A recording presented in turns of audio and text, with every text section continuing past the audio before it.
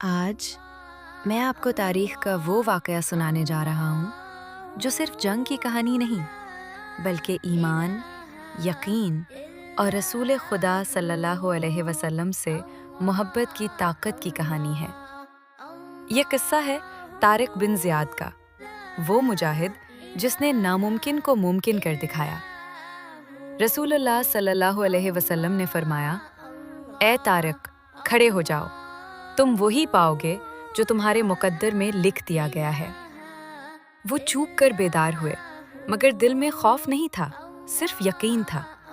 جب وہ اپنی چھوٹی سی فوج کے ساتھ اسپین کی طرف روانہ ہوئے، راستہ طویل تھا، دشمن طاقتور تھا اور وسائل نہ ہونے کے برابر۔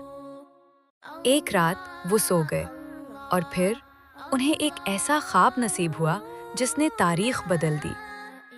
انہوں نے دیکھا حضرت محمد صلی اللہ علیہ وسلم تشریف لا رہے ہیں، 7 صحابہ کرام رضی اللہ عنہم ہیں، نور ہی نور ہے، فتح کا یقین۔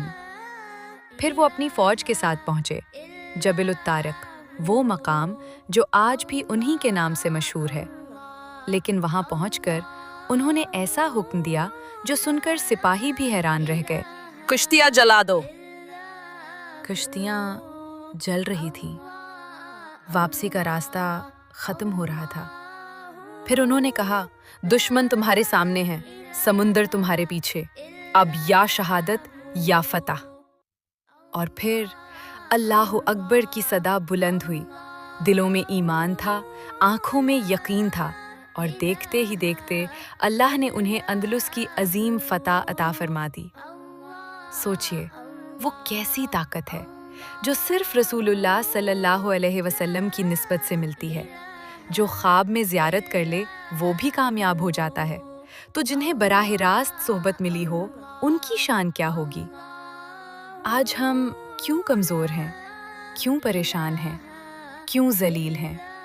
کیونکہ ہم نے اپنا تعلق رسول اللہ صلی اللہ علیہ وسلم سے کمزور کر دیا ہے۔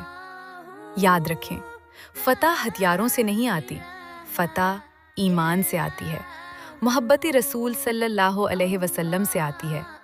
اگر ہم بدل گئے تو ہماری تقدیر بھی بدل جائے گی۔